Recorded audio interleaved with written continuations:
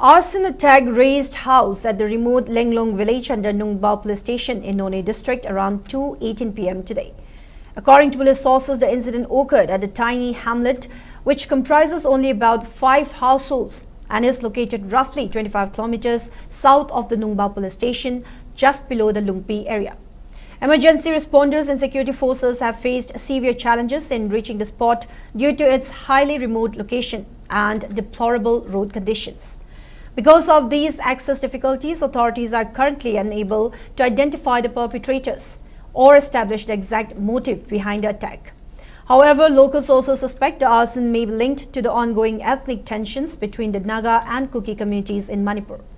While the district police have officially confirmed the house burning incident, there have been no immediate reports of any human casualties or injuries, and further details are awaited as investigation efforts continue.